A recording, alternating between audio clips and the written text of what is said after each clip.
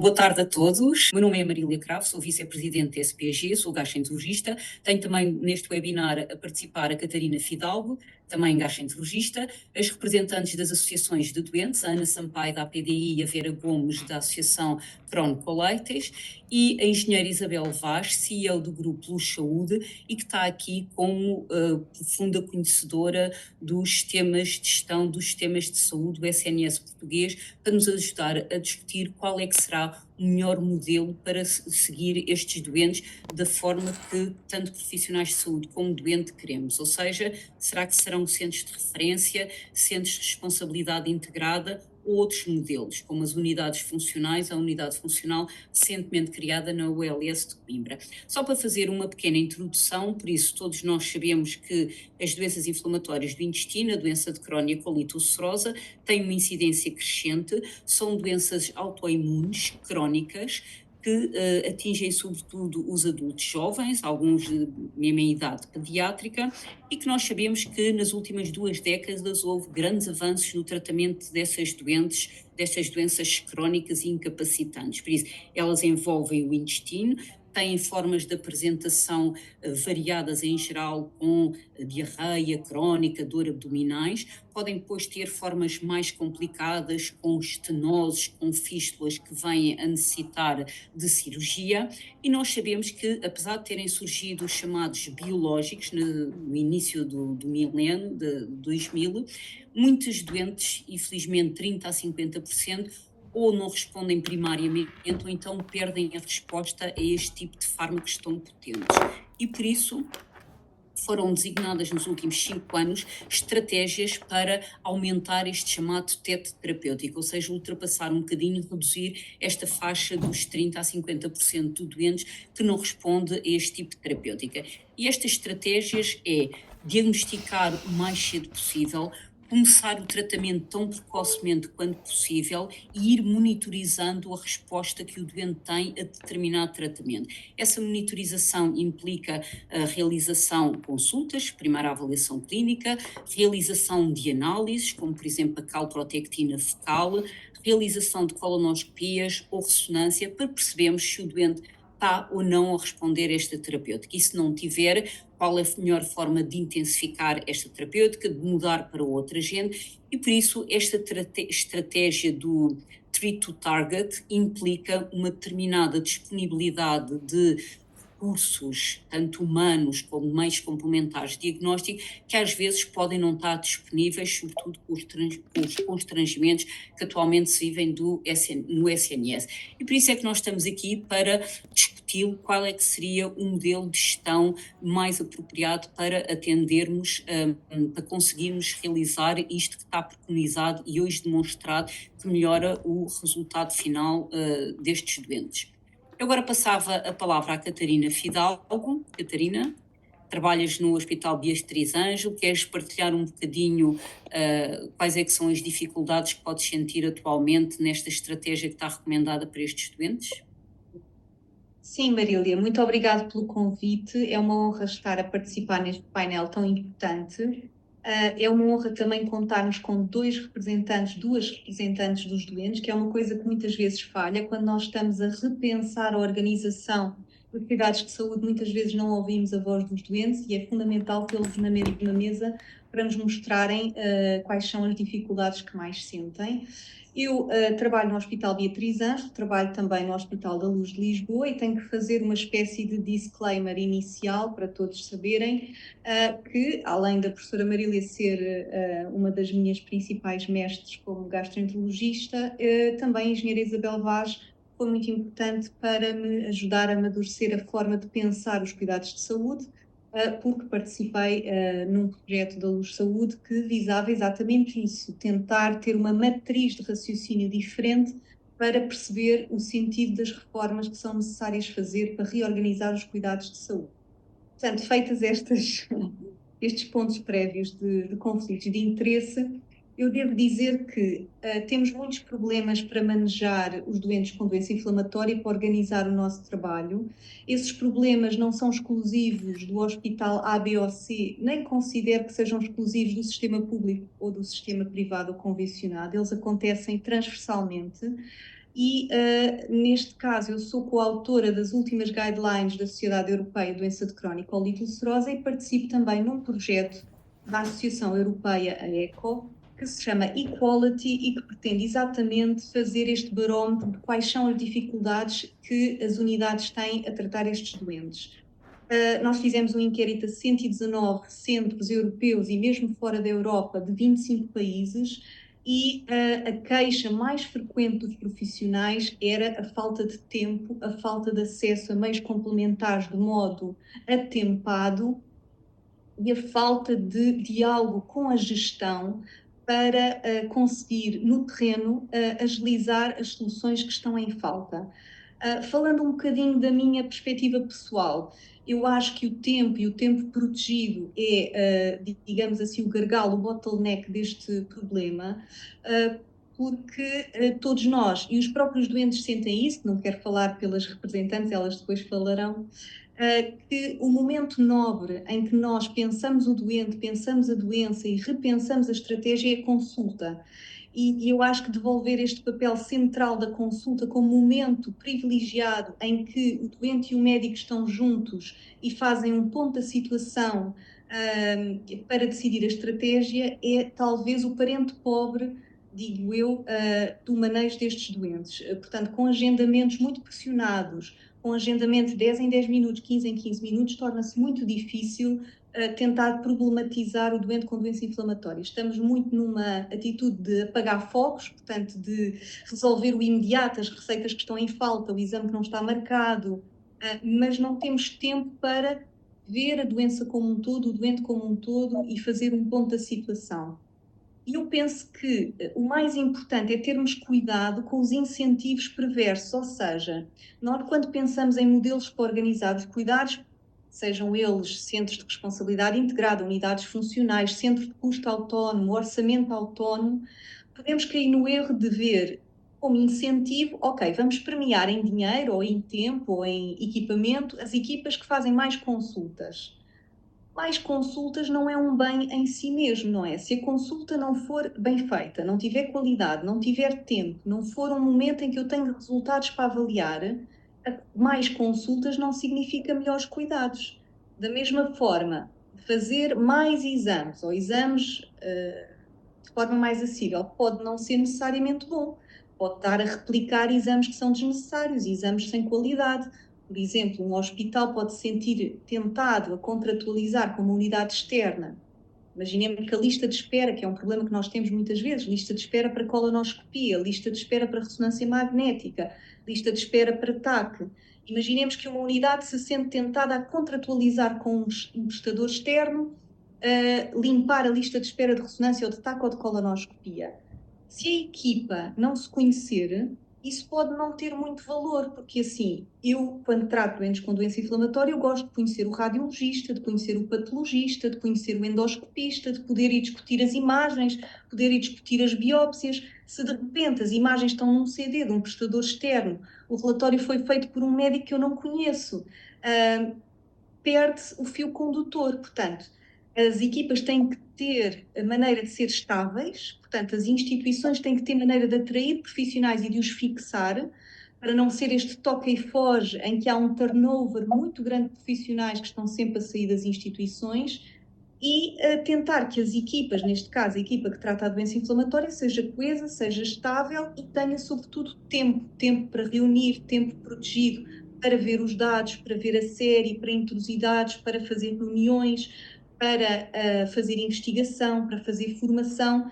Tem que haver tempo protegido e tem que haver redundâncias para que as pessoas, quando estão de férias, quando estão doentes, o doente não sinta uma quebra no plano de cuidados. Muitas vezes o doente tem muita dificuldade em entrar na instituição, mas quando já está na instituição tem dificuldade em ter um seguimento a tempo e horas, porque a agenda foi desmarcada, porque o médico adoeceu, porque o médico foi a um congresso, porque o médico já não é o mesmo, e há grandes quebras de cuidados e quebras de continuidade com grandes prejuízos para o doente. Outro aspecto que eu também queria frisar muito é a questão do atendimento não programado. A doença inflamatória, pela sua natureza, é uma doença com momentos de crise e com momentos de acalmia. E, portanto, é muito importante. O doente não sabe quando vai ter a crise, portanto, ele tem que ter capacidade de conseguir um agendamento não programado com a sua equipa, porque não vai haver vaga, não é? Nós temos as agendas completas, portanto, que se um doente tem uma agudização, vê-lo ou ter disponibilidade para o ver implica sempre trabalho extraordinário, trabalho fora de horas, um enorme esforço das equipas. E, portanto, eu queria dizer que aqui o atendimento não programado, tirar pessoas da urgência, tirar pessoas que interrompem a medicação porque não conseguem chegar ao médico é muito importante.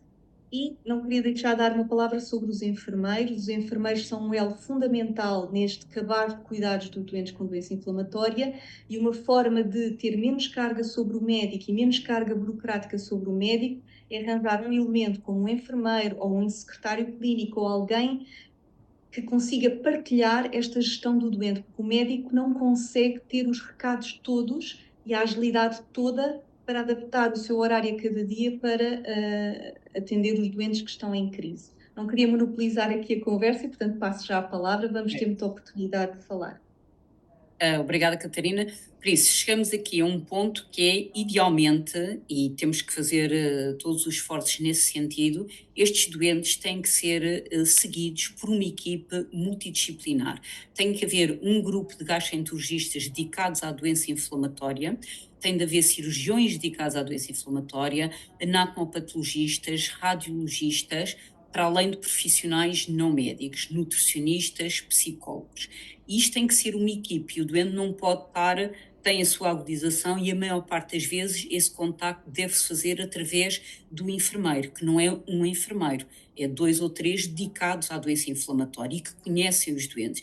E se a Marília não está, há de estar a Catarina nesse dia e que vê com um atendimento não programado. E por isso, idealmente, era este circuito, este modelo que nós gostávamos que os doentes com doença inflamatória tivessem no seu hospital e que de facto são doentes do hospital, seja ele público ou privado, e não são doentes da doutora Catarina ou da Marília. Estes doentes são levados mensalmente ou quinzenalmente a reuniões multidisciplinares em que estão lá estes colegas das várias especialidades e que dizem ele está a responder, não está, vamos escalar ou não.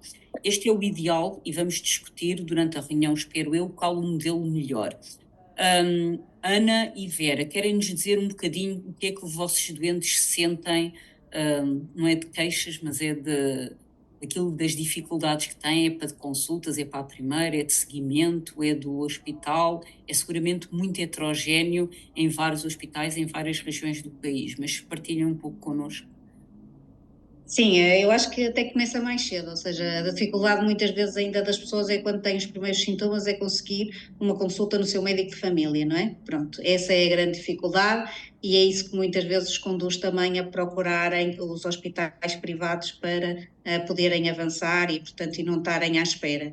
Portanto, aqui parece-me a mim que o maior constrangimento logo à partida é a consulta no médico de família, não é? E depois do médico de família, o que é que acontece? Geralmente vão-lhe passar exames e, portanto, temos também constrangimento na marcação dos exames. Só depois, não é, de geralmente estar referenciado, ou seja, de haver uma identificação, algum exame que suspeite consistentemente de uma doença inflamatória do intestino, é que então o médico de família referencia para o hospital, não é? Só a partir desse momento é que a pessoa entrará no circuito mais hospitalar, até aí teve, portanto, abrangida nos cuidados primários. Esse é um dos constrangimentos. Depois, quando a pessoa chega realmente aos cuidados hospitalares, é como a professora Marília diz, estes doentes precisam ser atendidos por equipas multidisciplinares. Nós, na nossa linguagem, já utilizamos até multiprofissionais, não é? Depois há aí algumas questões, porque para nós é vital que inclua o psicólogo, é vital que inclua o nutricionista e depois que podem estar médicos de diversas especialidades dedicados à doença inflamatória que não precisam necessariamente, seja de estar ali 24 horas por dia, 7 dias por semana, não é? Pode haver alguns doentes, ou seja, imagine, é um doente que vai precisar de ir a um dermatologista, a um reumatologista, e sempre que for chamado, ser o mesmo derma, sempre o mesmo reumatologista, portanto, que depois vai ganhando, não é, aqui também uma experiência com este tipo de doentes, tanto de Crohn como de colite ulcerosa. E quem fala disso, fala, por exemplo, do ginecologista, fala da obstetra quando a mulher pensa em engravidar, portanto, há muitas outras situações, não é, no decorrer do percurso e da vida das próprias pessoas que as fazem realmente quererem um acompanhamento melhor, não é? O que se passa hoje em dia é que os hospitais estão muito organizados em termos de especialidades médicas, certo? É assim que se organizaram. Mas não é isso que nós queremos. Nós queremos agora um bocadinho avançar mais. Nós queremos então, deem lá a volta e agora vamos organizar para a patologia. Portanto, vamos organizar em termos do que é que os doentes de doença inflamatória do intestino precisam. E, portanto, é esse caso que temos aqui que discutir, é qual é essa melhor forma, não é? Desde que haja esta equipa que tenha uma atenção redobrada com estes doentes que se acaba por especializar, não é? Porque depois as afetações da pele, as afetações das articulações, dentro destas doenças, depois são sempre mais ou menos as mesmas, mas, portanto, serão mais rápidas de identificar e haverá um melhor acompanhamento. Sendo que, também já o referenciaram aqui, é vital que haja um gestor do caso do doente, não é? Pronto, pode ser um enfermeiro, podemos também ter outra figura, mas eu vejo com bons olhos, agora com a pós-graduação de enfermagem na doença inflamatória do intestino, vejo com bons olhos que possa ser um enfermeiro, não é? Porque que acontece? Tem que haver, como a Catarina dizia, é uma doença imprevista. Portanto, a qualquer momento pode aparecer sintomas, pode-se agravar e o doente pode precisar realmente de contactar o seu médico ou a sua equipa de profissionais de saúde. E, portanto, ele tem que ter um contacto. E este é o grande problema hoje em dia, é o doente não consegue ter um contacto, ele não consegue entrar no hospital. E depois dizem assim, temos as urgências cheias. Não é? Porque que também as urgências acabam por estar cheias? Porque os doentes não conseguem. Ou os doentes vão para o corredor do hospital e esperam que o médico saia de uma consulta para lhe reportar que não se sentem bem, não é? Ou não têm outra forma de contactar, porque ir aos cuidados primários não vai resolver. O médico de família não vai resolver o problema destes doentes, não é? E não havendo, lá está, um e-mail, um telefone, o WhatsApp, porque não? Se o governo já utilizou tantas vezes o WhatsApp, porque é que não podemos aqui nos hospitais também, não é? Contactar médicos, pronto, aqui através de meios de comunicação. E, por exemplo, uma das propostas que nós apresentamos agora também foi, por exemplo, a possibilidade de que, quando o doente saísse desta consulta, ser automaticamente dado uma informação de um e-mail ou de um contacto telefónico para contactar em caso de agravamento de sintomas, não é? Porque às vezes também sabemos, da nossa experiência, às vezes pode não ser necessária a deslocação até ao médico. Pode realmente só, retratando um pouco o caso, não é? Que lhe digam que para aumentar alguma dose da medicação, ou então para esperar uns dias mais a ver se é só uma situação pontual e se vai melhorar. Pronto. E depois também temos, que já falamos aqui, o caso dos tratamentos. No caso dos tratamentos também é vital que exista este ponto de contacto, porque muitas vezes o que acontece? O doente não pode tomar a medicação porque suspeita que ele possa estar com uma infecção, não é? E às vezes tem que adiar a medicação por uma semana ou assim. E, portanto, este contacto torna-se cada vez mais vital e não o tê-lo é realmente, para mim, um dos grandes entraves. E numa era que falamos de inteligência artificial, é um bocadinho triste saber que o doente nem consegue telefonar nem por enviar um e-mail, não é? Aos seus profissionais de saúde a dizer eu tive este agravamento, o que é que eu devo fazer? E, portanto, eu acredito que realmente temos que repensar outra forma de reorganização das equipas e de reorganização do próprio sistema para que melhore a qualidade de vida destes doentes. E que, se houver uma fórmula, se for necessário, por exemplo, definir alguns indicadores, que esses indicadores não sejam de quantidade, não é como a Catarina dizia, quantidade de consultas, mas sim de qualidade. E, portanto, para aí temos os PROMs, os Patient Reported Outcomes Measures, que é possível, portanto, criar para avaliar a qualidade dos cuidados que estão prestados a esses doentes. E, portanto, havendo aqui uma equipa de profissionais de saúde, acho que ainda é mais fácil também depois desenvolver estes questionários, não é? Que vão realmente servindo de ponto de situação e de melhoria, não é? Contínua para os cuidados de saúde destes doentes com doença inflamatória do intestino. Obrigada, Ana. Por isso, primeiro, a dificuldade de chegar ao clínico geral e de ser referenciada a uma consulta da especialidade, que é logo um tempo de espera, e como eu disse, cada vez há mais estudos, quanto mais precoce for o tratamento, melhores são os resultados. Pois o contacto, a consulta não programada, e a Ana tem toda a razão, a maior parte das vezes é por um telefone, febre, dia, uma semana, não faz, vem ou não vem. Pronto, essas são, e muitas vezes dentro do hospital ter o multiprofissional, não é? Vera, concorda com estes pontos? Qual é que a sua associação, que contactos também, que outras dificuldades é que os doentes podem sentir e que podemos pô-las aqui neste cabaz de cuidados, como disse a Catarina? Sem sombra de dúvida que partilhamos as dificuldades que já foram aqui expressadas pela Ana e pela Catarina. Gostaria de talvez só acrescentar, se calhar, alguns pontos novos àquilo que já foi dito, também para não nos estarmos a repetir. Sem sombra de dúvida, os tempos de espera, os diagnósticos tardios, não é? Fazer hoje uma análise, mas depois se calhar só ter a consulta daqui a 6 meses, não funciona com as doenças inflamatórias do intestino, nem funciona com qualquer doença crónica, e portanto, de facto, repensar como é que nós reorganizamos os serviços e como conseguimos prestar verdadeiramente uns cuidados de saúde centrados no doente é absolutamente essencial. Claro, a Ana falou muito bem e que a questão de termos um telefone, um e-mail para entrarmos em contacto é extremamente importante, mas é importante também garantir que haja resposta, não basta só ter um telefone ou o WhatsApp ou o e-mail.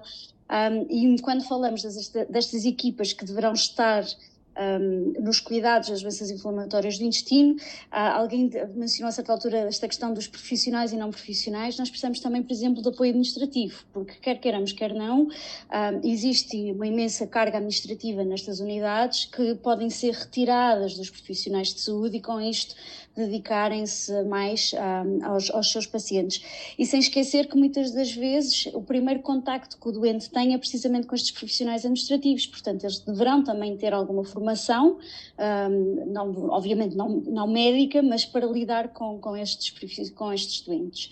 A questão do apoio psicológico e nutricional é extremamente importante, mas também a questão do apoio social, porque existe uma necessidade de maior suporte social e até de redes de apoio para ajudar os pacientes a lidar com o impacto diário da doença, que vai além daquilo que acontece dentro de uma consulta com o médico ou com o profissional de enfermagem. E, portanto, se estamos verdadeiramente a pensar numa unidade ou numa equipa multiprofissional, devemos verdadeiramente pensar em todas as dimensões que afetam além daquilo que acontece dentro do hospital.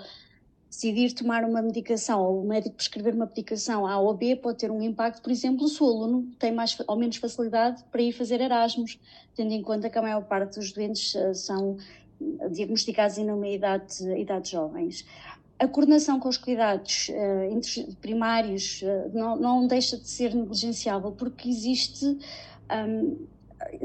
alguma disparidade geográfica e, portanto, haver uma ligação entre o hospital e o centro de saúde, que nem toda a gente tem médico de família, portanto, essa também em si já é uma dificuldade acrescida, mas torna-se extremamente importante a própria dispensa da medicação, a questão dos custos, da disponibilidade dos medicamentos, é extremamente importante.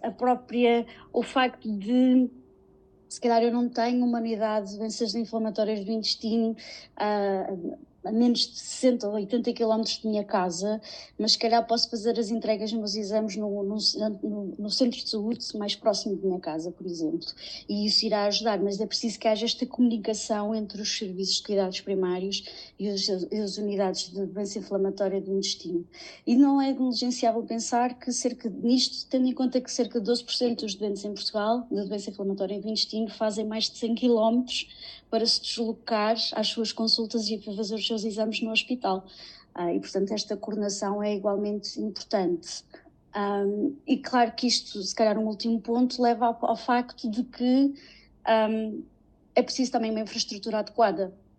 Ou seja, temos os profissionais, temos todas estas comunicações entre os diferentes níveis de saúde assegurada, mas é preciso que a infraestrutura em si esteja também garantida e, portanto, é preciso garantir o financiamento também destas unidades, porque caso contrário não há exames feitos relativamente rápido, porque se calhar está um aparelho que está variado, como já aconteceu em alguns hospitais, e depois não se consegue fazer o exame tão rapidamente. E, portanto, quando pensamos no modelo de organização e no modelo de gestão, também temos que assegurar como é que nós conseguimos garantir os recursos destas unidades.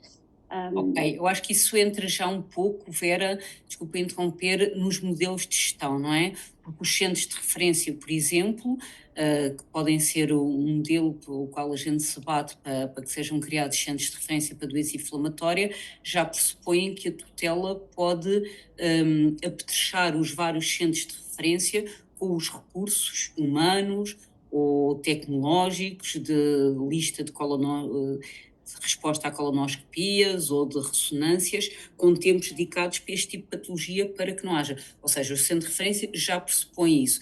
O Centro de Responsabilidade Integrada é muito diferente. Eu agora pedi à Isabel Vaz, à engenheira Isabel Vaz, se podia um bocadinho, por isso, a Isabel já percebeu um bocadinho o que é que nós queremos para estes doentes, está bem? E estes doentes, de facto, para além da sua incidência desta doença estar a crescer, não é só por eles. Os doentes com doença inflamatória do intestino representam custos diretos e indiretos. É uma população jovem, trabalhadora, e por isso nós, quando estamos a falar, toda a sociedade vai pagar um bocadinho por este mau atendimento e por a falta de qualidade nos cuidados prestados. E por isso, Isabel, atendendo a isto que nós precisamos destas equipes multiprofissionais para atender estes doentes, qual é que seria o modelo de gestão que achava? E pronto, se calhar existem outros, eu pedia sobretudo para se referir aos centros de referência ou aos centros de responsabilidade integrada. Obrigada. Boa tarde a todos. Desde já agradecer o convite por estar aqui, é uma honra. Tenho este conflito de interesses de trabalhar há muitos anos com a professora Marília e com a Catarina, portanto, sou muito influenciada neste pensamento por elas, como é evidente, e também pela Joana, que não está aqui hoje, mas enfim, agradecer de facto estar aqui. Eu penso que, como profissionais de saúde, já disseram tudo. Aqui a questão agora é como é que isto, no fundo, pode ser feito no terreno. E, efetivamente, o que estava por detrás, ou que está por trás de se fazer um centro de referência, é justamente quando nós temos, e como muito bem disse a Ana Sampaio, os hospitais são tradicionalmente organizados pelos silos, digamos, de cada especialidade, e vai continuar a ser assim, porque isso no fundo tem a ver com a forma como as pessoas aprendem no fundo tiram as suas especialidades, e os hospitais de alguma forma fazem o mesmo tipo de organização, o que não é impeditivo de depois haver uma estrutura de governação clínica, que se quiserem em linguagem de gestão é o que nós chamamos agile, que é quando nós temos que ter grupos multidisciplinares ou multiprofissionais, como já aqui também foi dito, que se dedicam ao tratamento de uma doença com a importância pela incidência e prevalência que tem a doença inflamatória do intestino e também, no fundo agora não quero dizer nenhuma incorreção clínica da colite ulcerosa, enfim, e todas estas doenças crónicas que temos estado aqui a falar, e que implicam, de facto, depois, dentro dos hospitais, não só nos hospitais, mas nas próprias transições de cuidados para os cuidados primários e até para a própria comunidade, como é que, no fundo, se consegue ter um roteiro coerente e correto para os doentes. E, portanto, o que está na gênese de se fazer um centro de referência é justamente conseguir ter essa organização clínica dentro dos hospitais. Um dos grandes erros, a meu ver, que se tem feito é esquecermos para que é que de facto serve um centro de responsabilidade integrada, que antes de tudo é para fazer isto, é para conseguir ter um conjunto de profissionais que acordam como é que deve ser feito o tratamento no state of the art clínico de um doente, em que tem a perspectiva dos vários profissionais, mas também quando nós desenhamos um processo, no fundo, e o mais importante de todos, a perspectiva do próprio doente.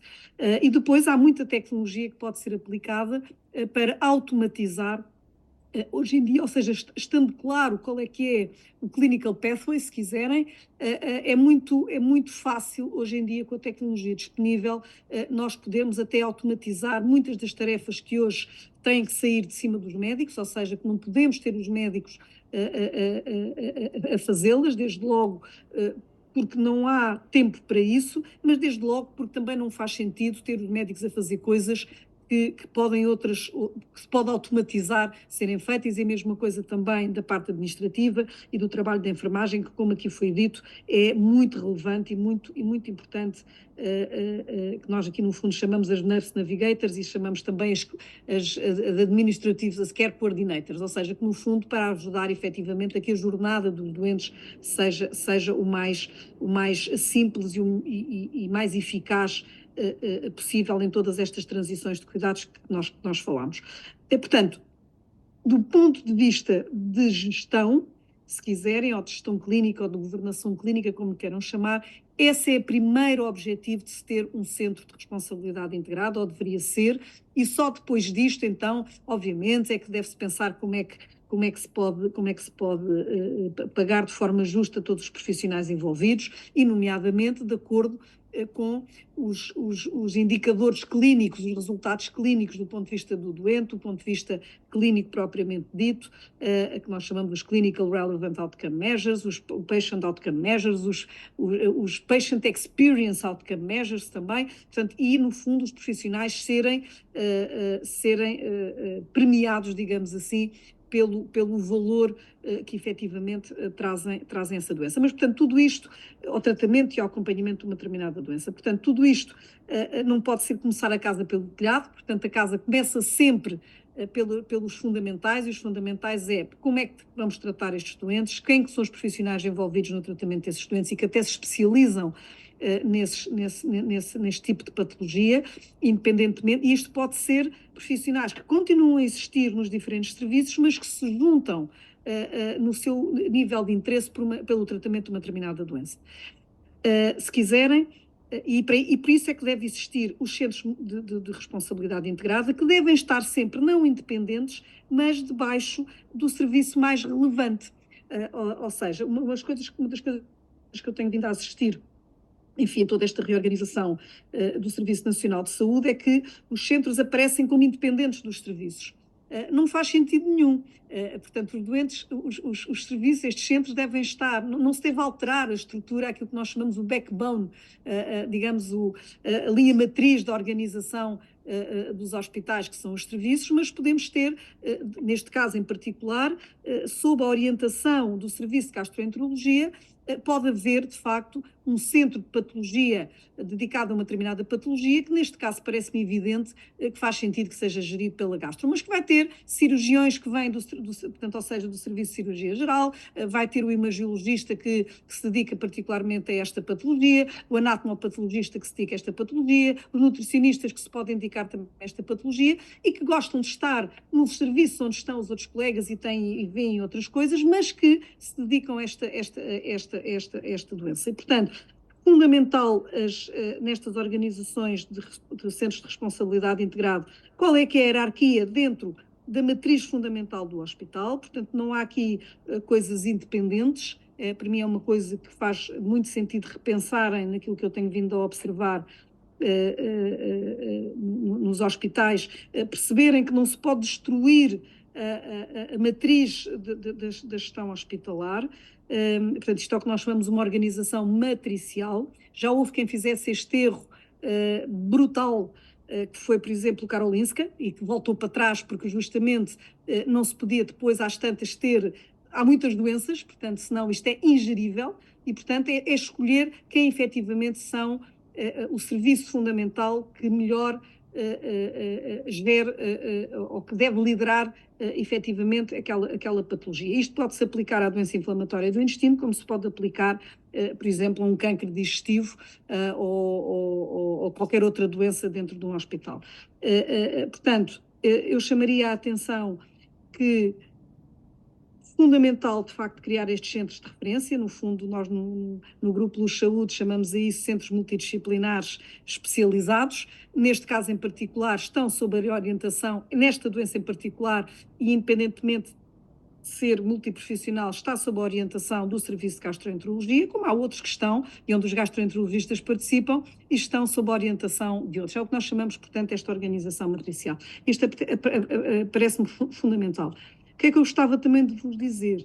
É que eu penso que há boas notícias. Hoje, quando nós fazemos, de facto, o exercício de fazer o Clinical Pathway e, sobretudo, retirarmos, quando fazemos, do ponto de vista de um engenheiro, se quiserem, quando se faz um Clinical Pathway, vê-se as perspectivas dos vários intervenientes desse pathway, e aqui tem que se ver a Patient Journey. É fácil hoje em dia ter ferramentas para automatizar essa patient journey e ajudar o doente e ajudar os profissionais na automatização, tanto quanto possível, e parametrizada pelos próprios médicos, da automatização dessa jornada para, no fundo, facilitar todas estas transições de cuidados que temos vindo aqui a falar. Se quiserem, enfim, eu não queria aligeirar a discussão, mas se quiserem, para fazerem uma analogia, é o que nós hoje chamamos, por exemplo, nas jornadas mais administrativas ou de marketing, aquilo que chamamos o marketing automation, ou seja, da mesma maneira que hoje as pessoas que estão, compram um livro na Amazon, deixem-me dizer assim, hoje toda a jornada de experiência da compra desse livro é acompanhada de forma automática e parametrizada hoje por aplicativos que fazem isso muito facilmente e que facilitam a jornada, digamos, de quem compra um livro ou de quem compra num site, enfim, estamos aqui só senhoras, mas, por exemplo, num site de compra de roupa, por exemplo, todos vocês já viram o que é receber mensagens automáticas, ou seja, eu na Amazon compro um livro de medicina, tipicamente depois tenho jornadas automáticas de marketing a dizerem-me outros livros relacionados com medicina para me sugerirem. Se fizerem agora isso, essa analogia para a automatização da jornada clínica naquilo que é possível automatizar, e aqui o que eu estou a referir até essencialmente é mais às tarefas administrativas, em que o doente pode ir recebendo efetivamente até avisos para não se esquecer de vir, ou avisos para não se esquecer de marcar uma determinada consulta, ou aparecer a consulta automaticamente marcada para o doente, porque vocês já definiram no Pathway que isso pode ser feito. Portanto, as boas notícias é que hoje a tecnologia permite-nos fazer coisas absolutamente fundamentais para libertar tempo aos médicos e aos enfermeiros para que eles possam dedicar verdadeiramente aos seus doentes e àquilo que não pode ser de facto substituído por máquinas. Volto a dizer que do ponto de vista de gestão, isto quer dizer que first things first. Os médicos que estão nestes centros multidisciplinares devem começar por definir efetivamente como é que estes doentes são tratados e quais é que são as parametrizações que querem fazer para que isto possa acontecer. Isto não é ficção, isto já está a acontecer em muitos hospitais, por esse mundo fora. Acontece hoje no Hospital da Luz em algumas patologias e este é o exercício que deve ser feito. E este é claramente um daqueles que é absolutamente fundamental. Isabel, desculpe interromper, eu queria mais discutir, porque nós como Sociedade Portuguesa de Gastro vamos querer traçar um caminho, um itinerário a seguir em conjunto com as associações doentes de qual o melhor modelo. E por isso, voltando aqui um bocadinho ao tema dos centros de referência ou dos centros de responsabilidade integrada, eu aqui divirjo um bocadinho da Ana, porque a Ana acha que talvez o melhor modelo seja um centro de responsabilidade integrada. Eu vou partilhar um bocadinho e depois vou pedir também à Catarina para me ajudar aqui um bocadinho, que é assim, o centro de responsabilidade integrada, por isso todos nós já sabemos que precisamos de acesso fácil, profissionais dedicados a esta patologia. No centro de responsabilidade integrada, eu espero não estar a ser incorreta, mas eu vejo sobretudo, por exemplo, uma lista de patologias um bocadinho para apanhar as listas de espera e para os doentes terem um acesso fácil, ou seja, eu vejo como os próprios profissionais, sejam auxiliares, sejam cirurgiões, sejam o gastro, serem remunerados de maneira diferente para atenderem mais doentes. Não significa melhor para mim, significa uma maneira de remunerar melhor esses profissionais, sejam médicos, sejam enfermeiros, sejam outras, para tratar maior número de doentes, enquanto que os centros de referência, que podem ser para patologias raras ou para patologias mais complexas, e aqui envolveriam, por exemplo, um centro de referência para doença inflamatória do intestino, os gastros, os cirurgiões que fazem só doença inflamatória, estomoterapia, radiologistas que fazem a doença inflamatória e que não são, por exemplo, radiologistas que veem doença oncológica, ou seja, e que o determinado hospital, os médicos que estavam nesses centros de referência podem ter tempos dedicados, o ordenado continuaria a ser o mesmo, por assim dizer, mas o Estado, num determinado hospital, se for um hospital público, seja um centro de referência, ou se for um hospital privado, tem que ser a administração desse hospital privado. Se é um centro de referência, então tem que criar os meios para os doentes serem atendidos a tempo e horas, para terem os exames complementares, e por isso, para mim, o centro de referência adapta-se melhor àquilo que nós queremos. Eu agora gostava de ouvir a Ana, porque eu aqui diverjo um bocadinho com ela e gostava de me dizer, sobretudo porque eu acho que centros de referência, centros de responsabilidade integrada, já tivemos a oportunidade durante a reunião do GDI de falar assim um bocadinho à pressa, mas com alguns profissionais, se calhar também não encontramos, porque para já os médicos têm que estar neste estatuto novo que é a dedicação plena. Pronto, gostava de ouvir um bocadinho porque é que a Ana torce mais para um lado, eu para o outro, e que a Isabel, com os nossos objetivos que são esses, me dissesse se eu estou errada ou certa, ou qual é que é o modelo entre estes dois que melhor ser visto. Ana. É assim, eu não sou propriamente uma acérrima defensora de uma coisa ou de outra, eu sou acérrima defensora de que hajam equipas multiprofissionais a trabalhar estes doentes, isso eu sou acérrima. Os CRIs, para mim, foram uma oportunidade que surgiram e o modelo que surgiram. Inicialmente, é verdade que eles eram para diminuir tempos de espera e para diminuir listas, mas já não o são.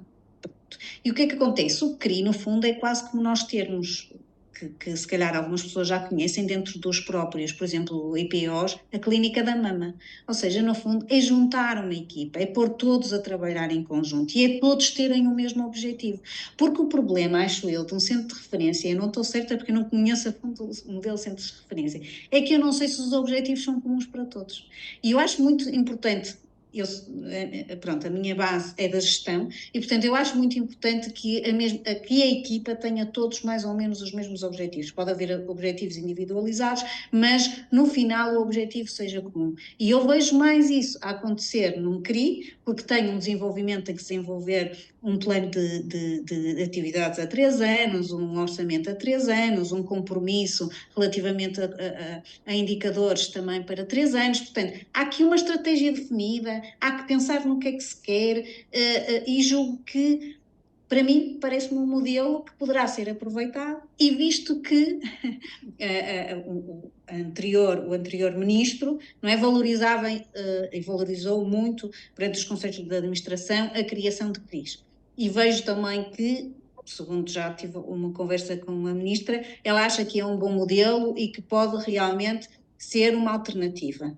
E disse-me que realmente faria sentido centros de responsabilidade integradas para doenças crónicas, ou seja, para algumas patologias crónicas que tenham esta complexidade, ou seja, de precisar de médicos de diferentes especialidades, precisar do psicólogo, precisar da nutricionista, e então estarem ali para receberem o doente. A questão da dedicação exclusiva plena não é bem aplicável a todos, portanto, isto pode não acontecer para todos.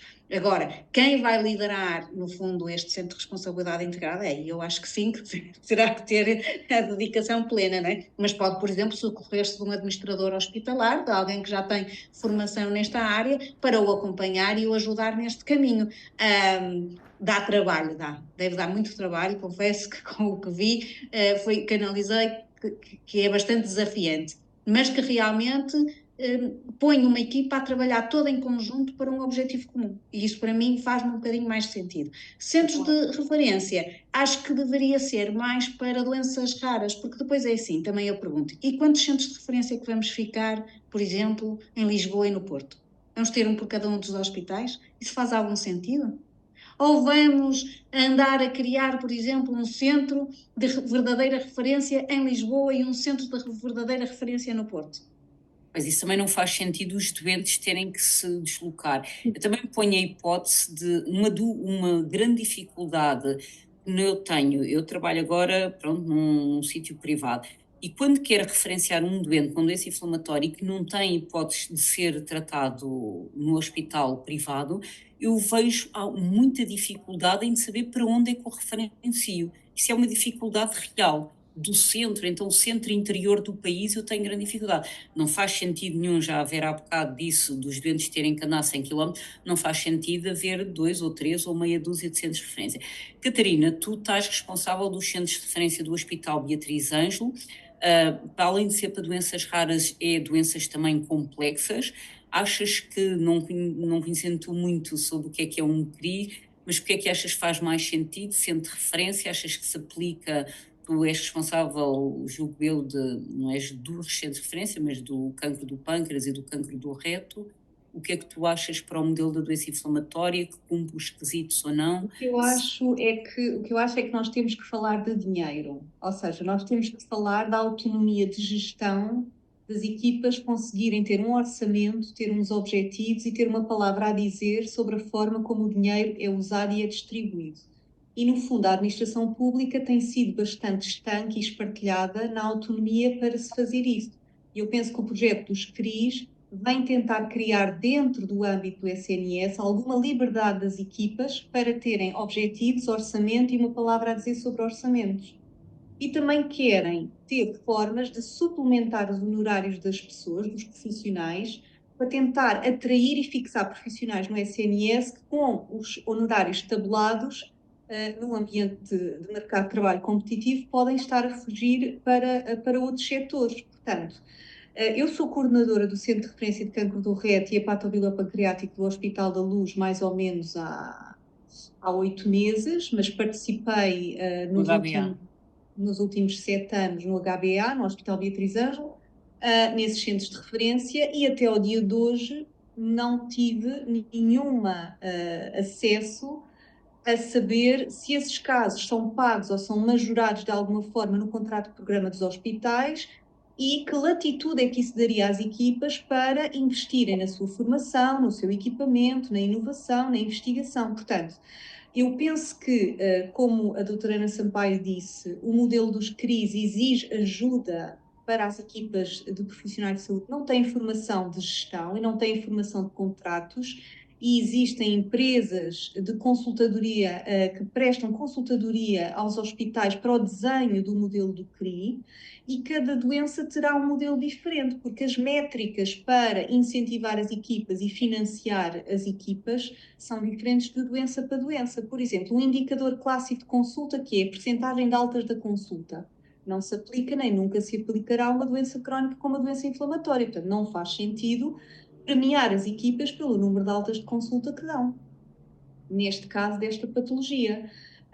Mas, por exemplo, a capacidade de uma equipa, a um feriado, a um sábado, a um domingo, fora de horas, depois das 8, ter um contacto de comunicação com o doente que o impeça numa aflição de ir a uma urgência hospitalar, esse contacto deve ser, na minha opinião, remunerado, majorado, premiado, incentivado. Agora, não basta as equipas criarem um e-mail, criarem uma linha telefónica e criarem um canal de comunicação, imprimirem uns cartõezinhos todos bonitos e de forma muito voluntariosa começar a distribuir aos doentes. Como dizem os representantes dos doentes, se o doente está aflito, manda um e-mail e a resposta só chega passado 72 horas, o efeito deste canal de comunicação perde-se completamente. Agora, é claro que para eu ter um profissional motivado e que esteja a responder a um e-mail e a um telefone fora de horas, ao feriado, ao sábado, ao fim de semana e a resolver o problema do doente, esse trabalho tem que ser devidamente remunerado e tem que ser devidamente incentivado para que o profissional se mantenha nessa função.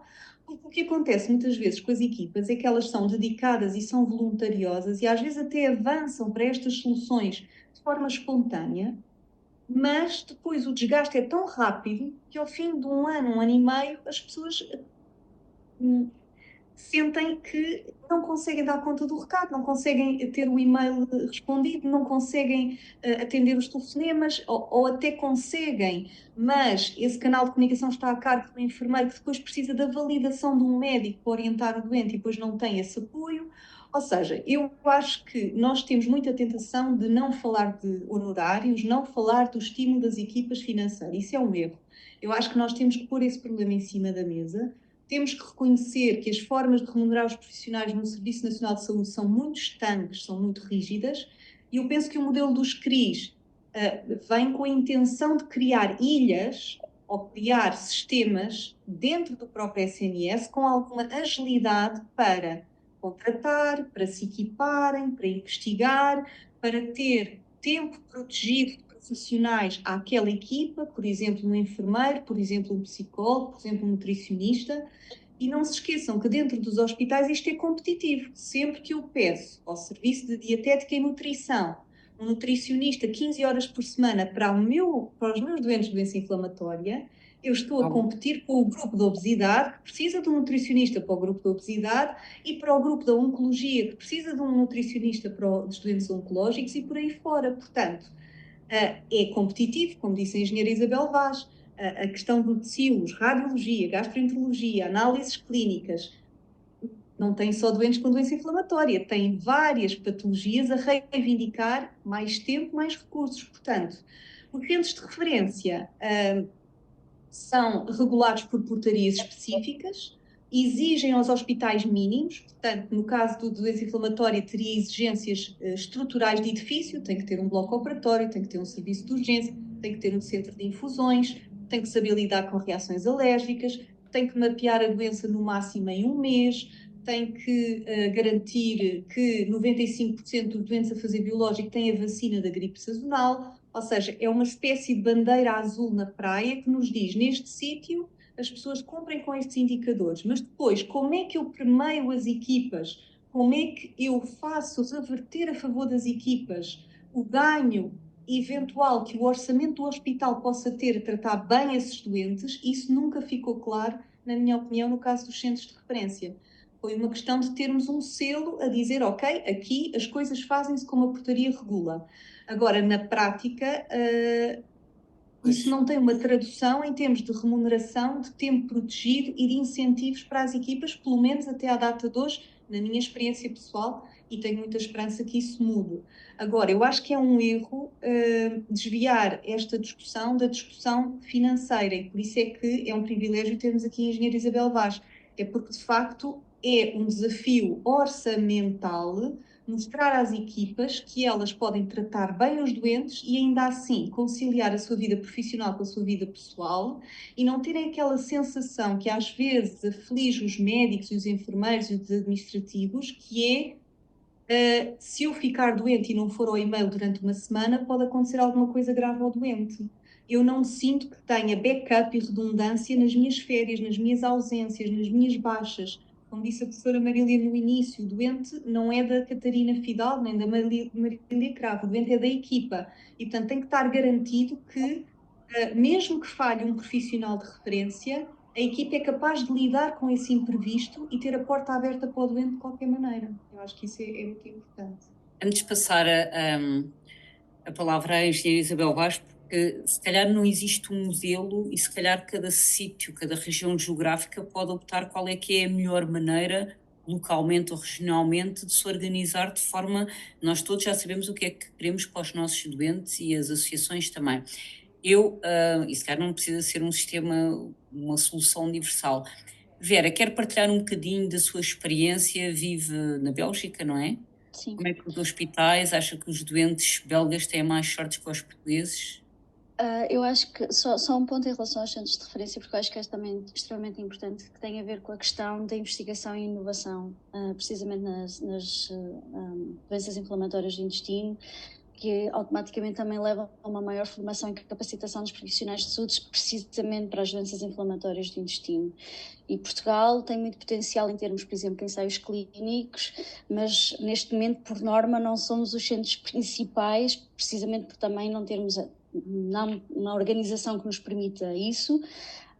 Mas estando no centro de referência, permitia-nos também estar ligados a redes internacionais e, portanto, atender pacientes portugueses e, se calhar, de outros países, e da mesma forma, se calhar, pacientes portugueses com casos mais complicados, em que não existe ainda o know-how para o manuseamento de alguns tipos de medicamentos mais inovadores, pudessem ter acesso a esses medicamentos em centros de referência na Europa, em que têm mais experiência. E estou-me a lembrar de um caso específico de um medicamento muito recente, que em Portugal só foi feito num hospital quando participou nos ensaios clínicos e que não tem, apesar de podermos utilizar esse medicamento em Portugal, não está a ser utilizado porque não existe o know-how necessário para o fazer e, portanto, teria que ser, por exemplo, a Bélgica para Louvain para fazer esse tipo de tratamento, que foi o centro na altura que liderou a investigação. A minha experiência na Bélgica é que foi completamente diferente da em Portugal, sem sombra de dúvida. Foi o meu primeiro contacto com equipas multidisciplinares no hospital e, portanto, não tem nada a ver. O tempo de resposta, o tempo de acesso, o tempo de apoio, tanto de enfermeiro de investigação, enfermeiro de gastroenterologia, especialista em doenças inflamatórias do intestino, do acesso ao hospital dia, termos contacto. Por exemplo, uma das primeiras coisas que me deram na minha... hospitais públicos ou privados, ou é um sistema misto? Se calhar é muito diferente do sistema. Existe o sistema na Bélgica é um bocadinho diferente. É um hospital universitário, onde comecei a ser seguida, um hospital universitário, portanto público, mas nos hospitais públicos na Bélgica é possível ter consultas privadas com profissionais de saúde. Ok? Portanto, quando eu digo que é um bocadinho diferente de Portugal, é também nesse sentido. Mas dentro do hospital universitário, portanto público, existia uma equipa multidisciplinar com profissionais de todas as áreas, em que a rapidez de resposta, o apoio que o doente tem, caso haja alguma dúvida ou haja alguma questão, mesmo só tendo respostas dentro do horário de expediente. Por exemplo, temos um WhatsApp, há pouco a Ana falava do WhatsApp, e de facto, desde que eu comecei a seguir na Bélgica, que o médico tem um WhatsApp e a enfermeira tem um WhatsApp específico para gerir com os doentes e responder a casos questões mais prementes, reações adversas que possam acontecer ou agudizações da doença que possam acontecer, e para tentar perceber tenho que ir ao hospital ou o que é que me aconselhas a fazer em casa, por exemplo. A própria forma, muitas vezes, do apoio, por exemplo, a calcoproteína fecal, que em Portugal é uma análise não comparticipada, mesmo nos laboratórios convencionados, e que é um indicador importantíssimo até de monitorização. Na Bélgica eu conseguia fazer isso em casa sem qualquer tipo de problema e gratuitamente. São diferenças que têm um impacto muito grande na vida do doente, e esta forma... Também não fazem muito sentido também estarmos a discutir muito, porque são dois sistemas. Claro, são dois sistemas um bocadinho diferentes, mas mais importante, acho que a mensagem mais importante era mesmo esta questão também dos centros de referência da investigação, dos ensaios clínicos, da formação e a capacitação dos profissionais de saúde, porque isso obviamente também daria mais opções aos doentes, na altura de casos mais complicados, de terem o seu seguimento e o acesso ao tratamento. Eu pedi agora à engenheira Isabel Vasco, também estamos a poucos minutos de encerrar. Isabel, será que é possível, todos nós já sabemos o que é que queremos, ainda não percebemos bem, sobretudo dentro do SNS, qual é que será o sistema que melhor se adapta às necessidades, eu diria tanto dos profissionais de saúde como dos doentes. Será possível, Isabel, haver sistemas híbridos, ou seja, os hospitais de acordo com as suas necessidades, haver centros de referência, por exemplo, para as zonas mais carenciadas, mais isoladas do interior do país, 2 ou 3 centros de referência para onde possamos referenciar estes doentes, e outros hospitais organizarem-se mais em centros de responsabilidade integrada, ou isto não faz qualquer sentido do ponto de vista de quem gera cuidados de saúde?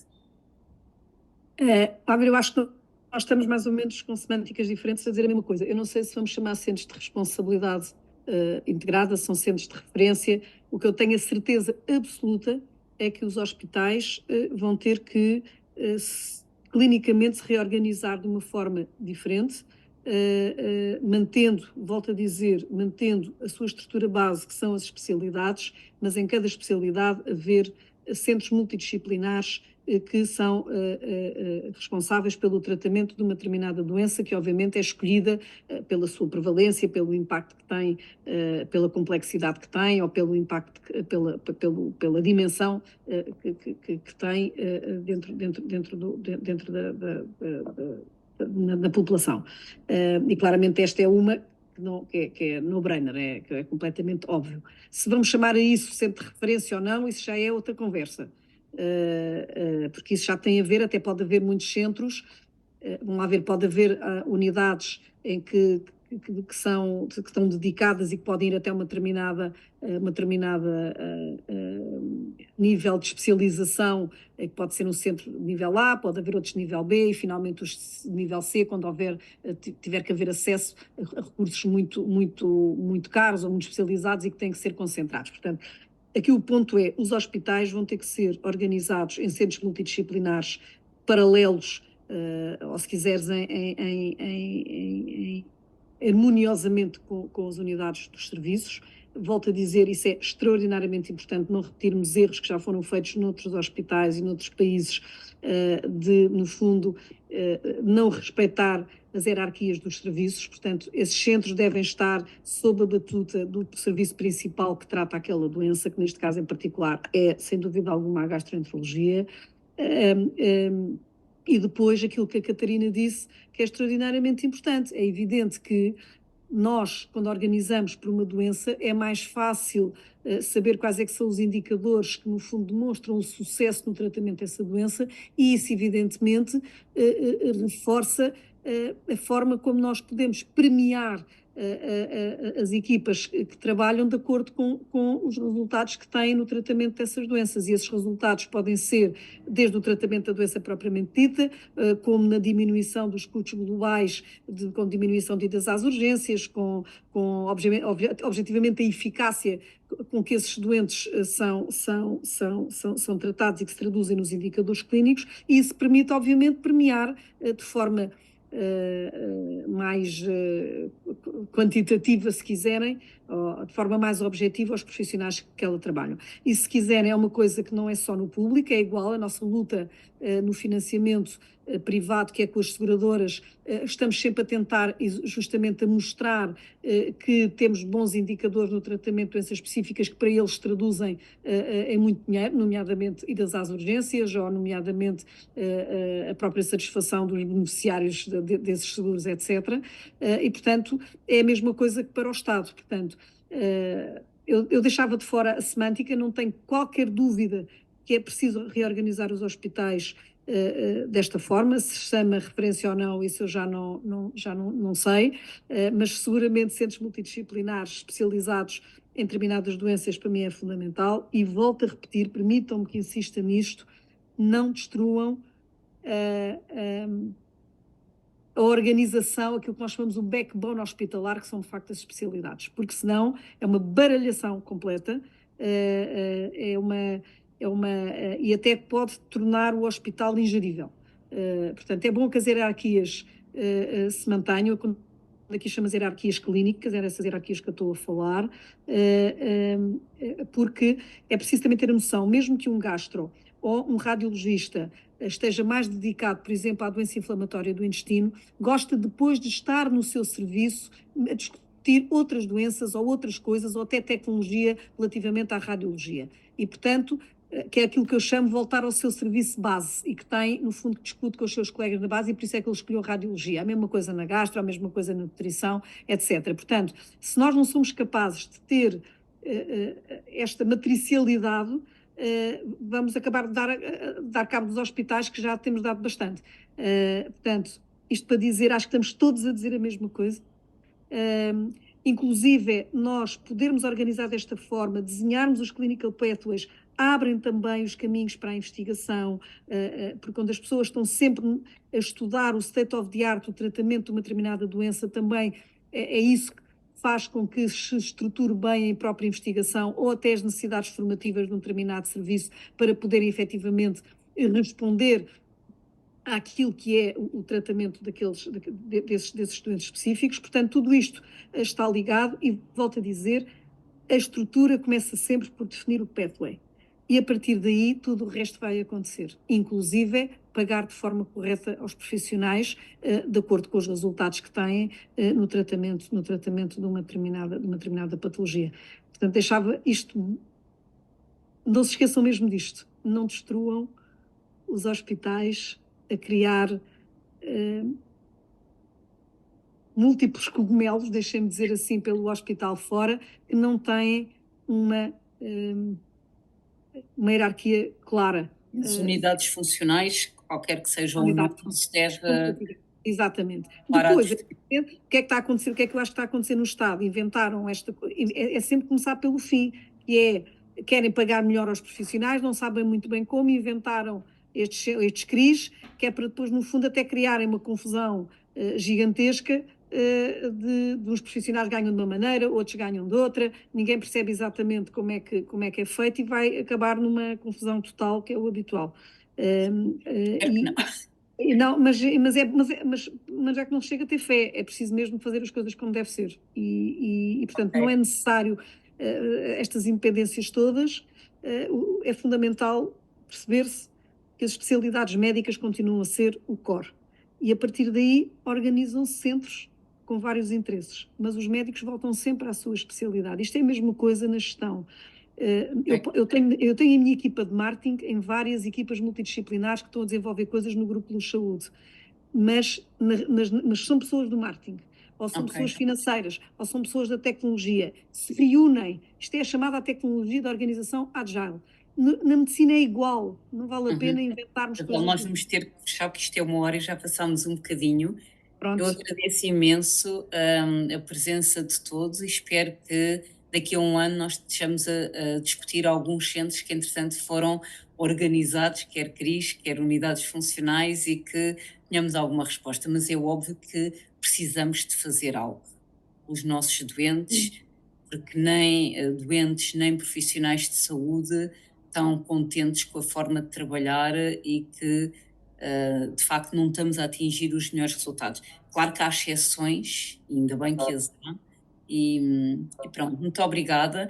Este webinar, infelizmente, não foi por questões logísticas transmitido de forma direta, mas vai estar disponível nas redes sociais e no site da Saúde Digestiva.